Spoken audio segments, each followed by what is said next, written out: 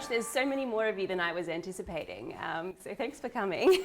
My name is Kelly Atkins, and I'm going to be talking about navigating relationships today. I'm hoping to make sure that I leave enough time at the end to talk, to go through any questions that people have, but also if anybody's comfortable to give us some of their own strategies that you might have, because I think there's a lot of knowledge in this room that I'm not holding, that you guys are holding, and if we can capitalize on that, I think we'll all walk away having learned something.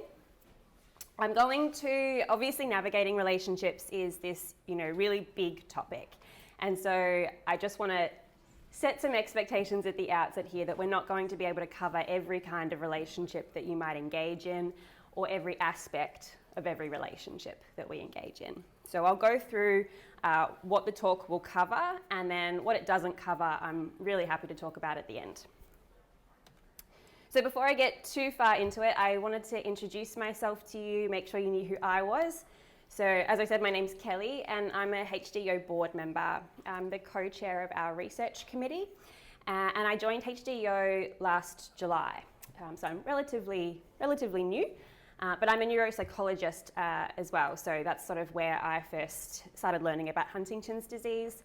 So I specialised in HD and other movement disorders, and I did my PhD in huntingtons disease. So I focused on the psychiatric or the mood changes that people often experience.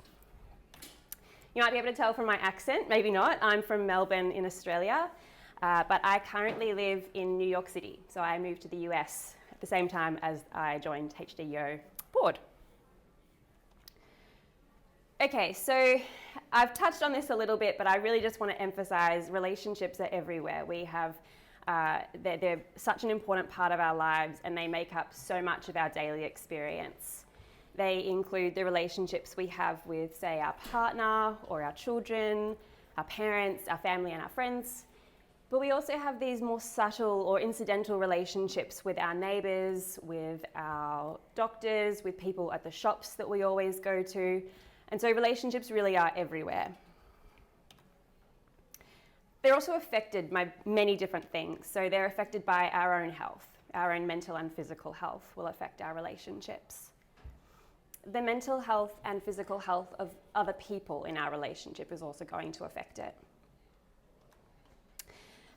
There are social and cultural factors that will affect our relationships, and there are, for example, expected social roles. And I'm very conscious of the fact that this is an international congress. There's people from all across the world here, and there'll be different social roles, different cultural roles that you'll all experience, and I'm not going to be able to capture all of them. So I just want to highlight that. And then there are also external factors that affect our relationships. So stress at work, stress at home, at school. I'm sure you can all relate to having had a bad day at work and then taking that home and taking that out on the person that's at home with you. So these kinds of external stresses also really affect our relationships. So really the reason I've gone over those two things, the fact that there are so many relationships and that there are so many things that affect our relationship, is to really make sure that we give full steam to the fact that this is a really complex topic. And I'm only going to be able to give us a simple overview of that topic in the next 30 minutes. So I'm going to focus on family functioning in HD and how that's often affected. I'm going to talk about some of the behaviour and personality changes that occur in HD that affect our relationships. I'm going to talk a little bit about intimate relationships and some of the things that you might be thinking about in terms of entering into an intimate relationship. And then we'll finish with some basic strategies to improve things like communication and strategies to manage positive relationships. Okay, so we'll start with family functioning. So there's a lot of research out there that tells us that family functioning is often affected in HD. And when I'm talking about family functioning, what we're referring to is a stable, safe household. It's a place that's organised. It's a place where there's a routine, where there's boundaries, and where there's good communication. So we're talking about households where there's a clear role for children and a clear role for parents. And I think we can all appreciate that those roles sometimes get blurred in a family that's affected by HD. So this is a brief study that I wanted to introduce you to that we did in our lab, and that was looking at family functioning. So we asked different dyads, or when we talk about dyads, we're talking about a husband and a spousal partners. We're talking about children and parent couples, so any kind of couple from a household affected by HD. And we asked people that were affected by HD, as well as their family members, what kind of difficulties they had at home. And these are some of so this figure here on the right-hand side of your screen sort of gives an overview of some of the difficulties that people often experience. So the top one there is communication. And so a lot of the strategies that I've got is to talk about communication. We know that communication is something that's really challenging for people. So family members often report changes in speech, in language comprehension, in the absence of a depth of conversation, so not being able to really get sort of a superficial level of conversation, and then a real need for them to adjust the way that they're communicating with their person that has HD. People with HD, on the other hand, who have symptoms, or symptomatic HD, will often talk about needing to use more energy to engage in a conversation. So it's much more effortful for people to engage in conversation, and it requires a lot of concentration. And we can probably imagine that our conversations with people, they require a lot of thinking, a lot of cognitive load. So I've got to think about what you're saying, I've got to understand what you mean when you're talking, and then I've got to think on the spot about what I want to reply. And that's a huge cognitive load for somebody. And so we know that conversations become a lot more effortful. The other thing that we found with this study was a real difficulty in what we call effective involvement or responsiveness. And that's a fancy way of saying that people aren't engaged as much with their emotions. So I'm not engaged or aware of your emotions, or I'm not responding to them. So the responsiveness is that I see that you're experiencing an emotion, but I don't respond effectively to it. And involvement would mean I'm not aware of the emotion that you're demonstrating. And so that occurs for both people with HD as well as their family members. So that real engagement with how somebody's feeling and what their needs might be emotionally. Does that make sense?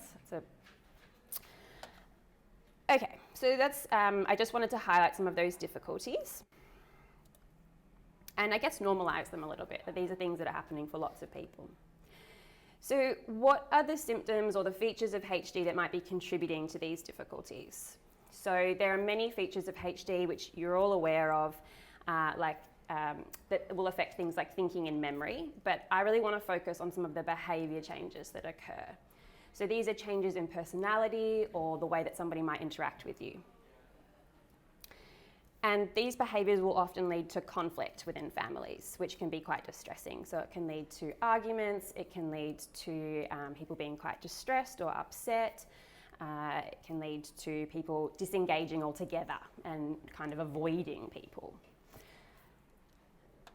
And I guess the one thing that I think is really important to take away here is that these are symptoms of HD, and we can map them really well to chemical changes that are happening in the brain. And we can map them as researchers really well to things we see in scans in terms of parts of the brain that are affected by HD. And so these symptoms or personality changes, behaviour changes, they're really linked to the pathology of Huntington's disease. And I think that's really important because we need to make sure that we separate the person from their behaviour, and that we don't forget that this person might be behaving in a way that they actually don't have control of. And that's a real symptom, that's a real function of the brain changes that are happening in HD.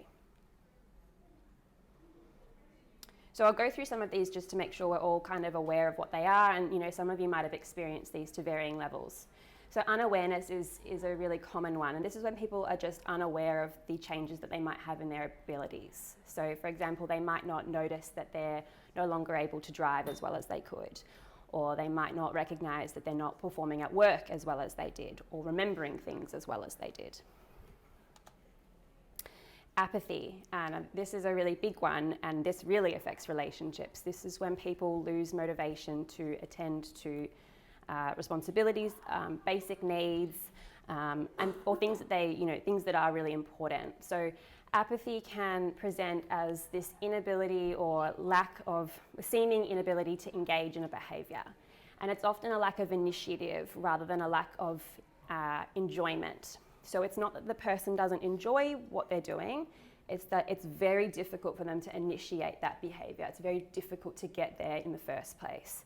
And that's how we distinguish it from something like depression, which you might also see people doing less. That's a real less of enjoyment, whereas apathy is a real lack of initiative. Irritability and anger. So many people will experience this difficulty, real difficulty in regulating how they feel. So something might happen in your day-to-day life and it might really annoy you. And you're able to regulate that. You're able to go, okay, that's annoying, but I'm going to do this instead, or I'm going to move on, or I'm not going to let that bother me. I'm not going to hang on to it. I'm not going to keep thinking about it. And there's this whole sort of neurochemical change that's happening in your body to allow you to do that, to regulate how you feel, and then as a response, regulate how you behave. And in HD, people have less emotional control. They're just less able to regulate those emotional responses. And so they might behave in a way that doesn't represent how they want to behave, but it's this real inability to regulate the emotions. And also people can experience a lot of frustration about the disease, frustration about change in their own abilities. So you can imagine that it would be really frustrating to not be able to do things you used to be able to do. And so people can experience that frustration, and then it's amplified by this inability to regulate. Impulsivity and disinhibition is another big one. So you might find that people make impulsive decisions that they previously wouldn't have made, or that might have negative consequences that haven't really been thought through. People might behave outside the social norm, so they might say things that are kind of socially inappropriate. They might not have a filter, and that can be embarrassing as a family member. They might be really impatient, so this just inability to wait is a really big one. And again, that can lead to frustration, and that can lead to anger, and so we can sort of see how all these sort of behaviours and emotions really compound. Depression and anxiety, I suspect these are more sort of common psychiatric changes that people hear about. So this is sort of a real loss of enjoyment, feelings of guilt, feelings of hopelessness. Anxiety, we're talking about worry, panic. And when we're talking about anxiety, we're talking about a fear of future events. So anxiety and fear are not dissimilar in what's happening in the brain. So when I'm scared, I have this biological response that tells me to either fight or flee, which you've probably heard of before. Anxiety is the same physiological response, except that rather than the scary thing being here in front of me now, I'm imagining it happening in the future. But the biological response is the same. And then perseveration is another one. And this is a cognitive feature as well. So this is really this idea of getting stuck on an idea. So you might see people that there's something that's annoying them, and they're just unable to disengage from that and think about anything else. And they get really stuck on it, and they just can't shift. And that's a cognitive symptom and a behaviour symptom that, as neuropsychologists, we try very, very hard to try to redirect. But yeah, it's something that you might see, and it can be quite common. So I guess I wanted to highlight this is a qualitative study that was done, and it was looking at young people's experiences in the home with a parent that had symptomatic Huntington's disease.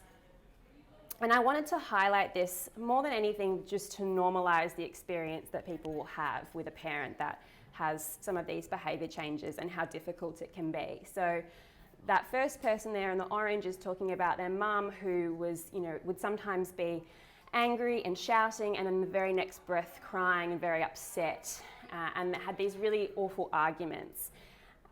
and you can imagine that there's this real wave of emotions going on for that person, and that's sort of coming out as behaviour. The next person here is talking about how they miss the person that they were. So they had this person and their personality's really changed, and that person's not there anymore, that person that they first knew, or their parent isn't the same person that they were, and that's a really upsetting thing to have to experience. And then this third person here is talking about home maybe not being actually a very safe place for them. So finding that dad was always very suspicious, was always very stubborn, always had to be very conscious of what dad was going to do, so sort of walking on eggshells a little bit in case dad got very upset or angry, and then sort of talking about how if it wasn't taken out on us as kids, it was taken out on mum. And so you can imagine that this is a family household that is having a really difficult time. And this is what we're talking about when we talk about family dysfunction. Okay, so some of the challenges that people might experience. So having a parent who can no longer be a parent. That's going to be a really big challenge for a lot of people. Balancing caregiving with other goals or needs that you might have. So how do I be a caregiver to my parent, but also how do I have ambitions at school or at work or with my friends, or if I want to travel or whatever it might be that you want to do. And then again, managing some of these challenging behaviours that I've just talked about. But there are also a lot of positives that are important to reflect on. So we can learn a lot from a parent with HD. And I think that's something that we all need to keep in mind, is that they're still our parent and they're still a person, and they still have a lot that we can learn from. We can take pride in contributing to their care and being able to demonstrate that. And we can also take pride in having this unconditional love with our parent. And then there are some things we need to reflect on. So can I grieve my parent if they're still alive? If my parent if my parent is no longer able to parent, can I still, and so they're not my parent, can I grieve them? And the answer, of course, is yes. And then the other questions are, how should I let my children interact with their grandparent, in terms of being safe? So these are some of the questions, some of the thoughts that often come up, that people often have. Towards the end of the talk, we're going to talk more about strategies, so I'm going to leave it here, but I really wanted to highlight that these are some of the things that people experience, and these are some of the reasons why people might experience those things. They're perfectly normal, they're really common, and they're really understandable. So the other thing I wanted to touch on in this talk is dating and its complexities. This is a huge topic, and so I'm not going to give this justice, but I did want to highlight some of the things that you might be thinking about as a way, if nothing else, then to promote some ideas, spark some ideas that you can talk to offline with each other in terms of how you might go about some of these questions. So, do I need to tell the person I'm dating about HD is one of the biggest questions that we will get sort of in the clinic. And how do I, and then subsequent to that, there's a whole cascade of questions. So why would I tell? What should I tell? How do I tell? When do I tell? And I think one thing that I always sort of say to people here is, when would you want to know? How would you want to know? And what would you want to know? And using that as a real guiding force for you. Because if you can reflect on the things around what is important to you, and what your values are in terms of communication about these kinds of topics, then you can use that as a guiding principle. And I think in our gut we often have the answers. And so, thinking about what advice you would give to a friend. What would you tell someone else? What would you tell the person sitting next to you if they asked you the same thing? So in terms of why or why not tell, so we have this risk of, will this person reject me if I tell them? Versus this feeling of I should say something. And how do I balance these two things? How do I weigh these things up? What to tell?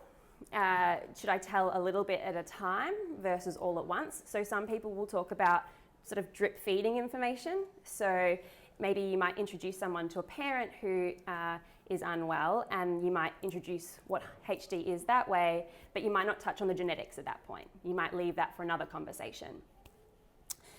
Or you might decide, I want to say it all at once, and that's perfectly fine too. In terms of how, we often recommend people do it in person. So if you're talking to somebody who, especially someone who hasn't heard of Huntington's disease before, sometimes having those conversations in person is hard, but you're able to get those non-verbal cues from the person that's with you that you miss if you do it via text or via email or via phone. There's so many non-verbal cues that are really important for communication. So we always suggest doing it in person and focusing on who you are now. And that's really important. So not focusing on what things might be like in 10 years, 20 years, focusing on what things are like now. Because people are making decisions about their relationships based on information that they have now. And everyone's doing that. People make decisions on their relationships based on the information that's available to them now. When to tell. So not too early, not too late. So I've heard people sort of have a rule of thumb for how many dates they'll go on with a person before they'll say something. And maybe that works for you, right? Maybe it works for you to say, I'm a kind of person who, if I go on, I don't date very often. If I go on 3 or 4 dates with someone, it must mean that I really like them. And so that's a good time for me. Or I might be someone who loves going on dates, goes on dates all the time, and so maybe 3 or 4 dates isn't really a big deal for me, and so I might wait a little bit longer. So everyone's going to be really different on this sort of timeline, this continuum. I think one thing that is really important to keep in mind is, when does omitting the information start to undermine trust in that relationship?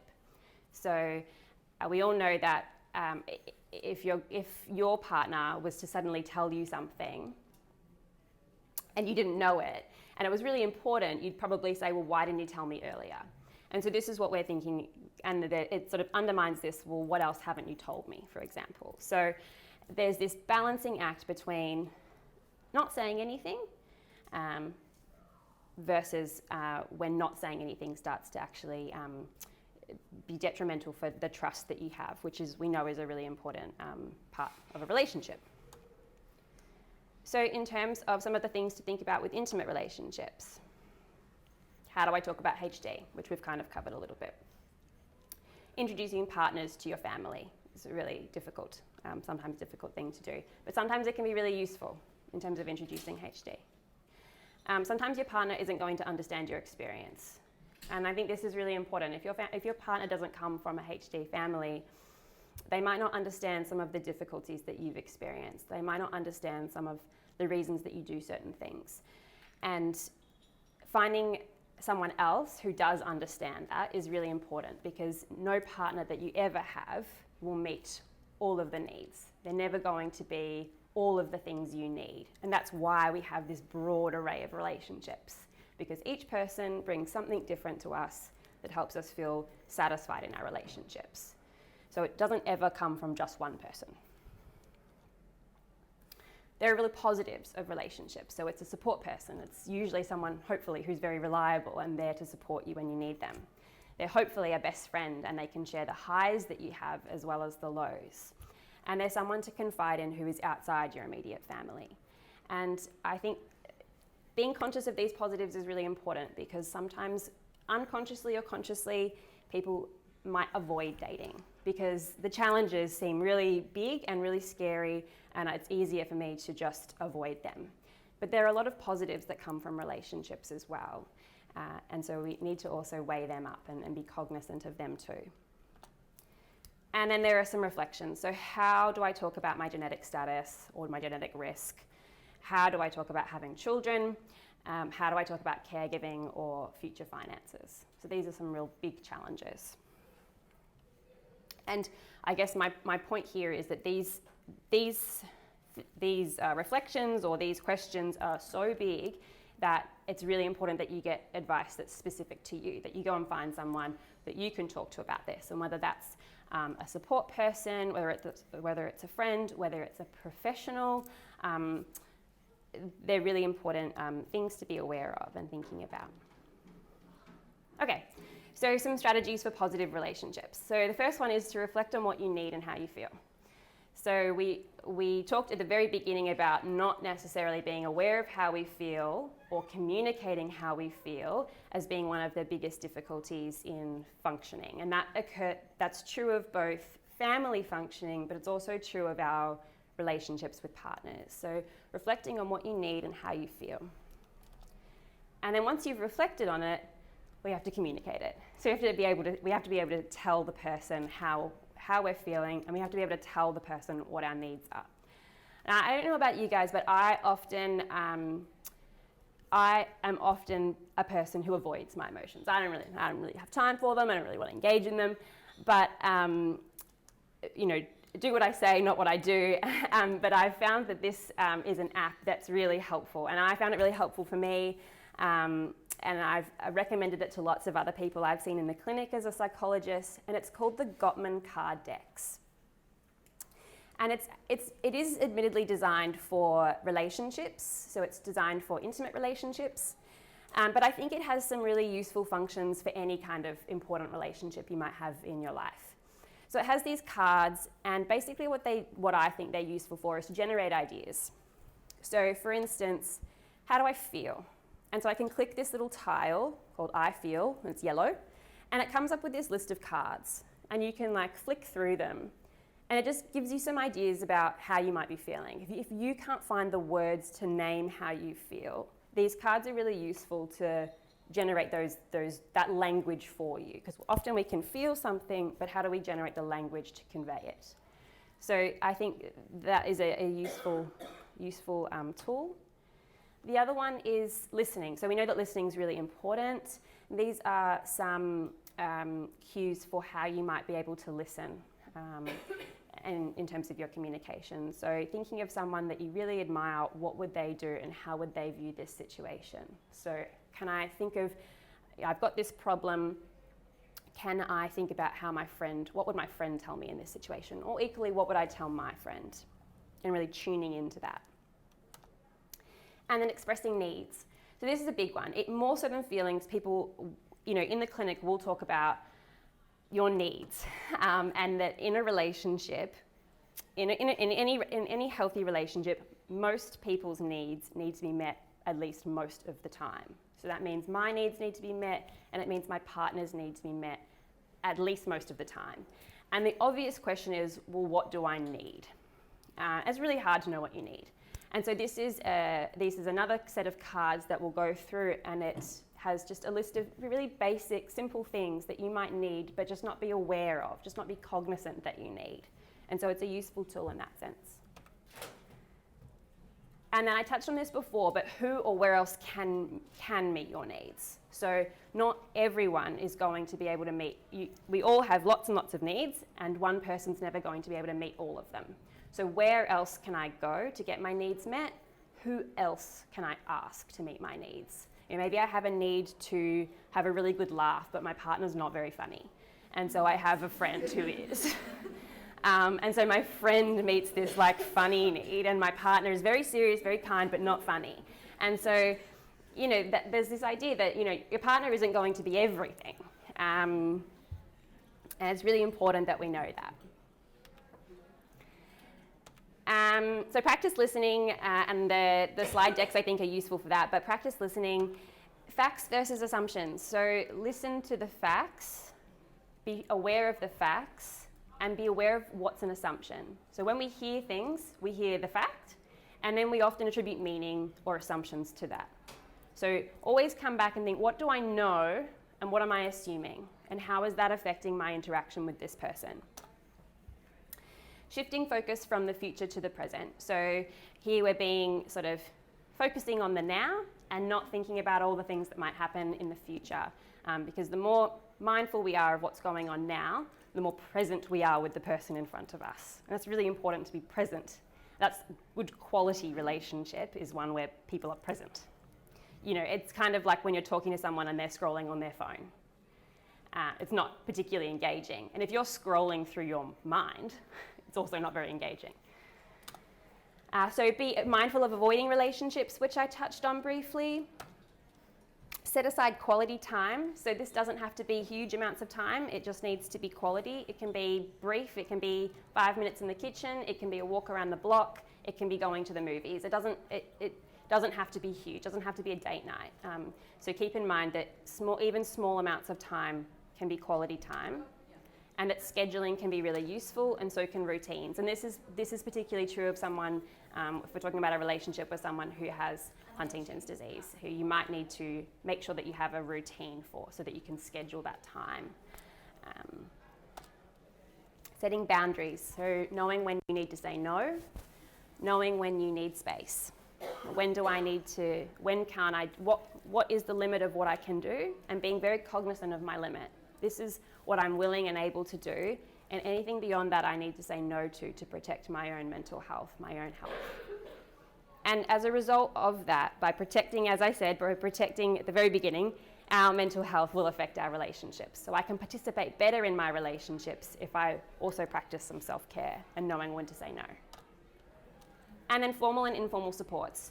So knowing where is a safe place for you. So knowing where you can go if you're scared at home, if things aren't safe at home, or equally knowing where you can go if you're having a hard time with any of your friends or your partners. And admittedly, this is quite biased, but talking to a psychologist is very helpful. Or I think maybe in the US, social workers are also very helpful in this regard. I mean, it's going to differ by region. So knowing who your mental health professionals are, should I just say, is a good way to sort of have a place that you can talk about how you're feeling, what's going on for you, and some of the strategies that are specific to your situation. And with that, I will stop talking. My email address is there, so if you do want to get in touch with me, please feel free to. But otherwise, I've definitely taken up a lot of time. But I'm happy to take any questions, or else come and chat to me anytime.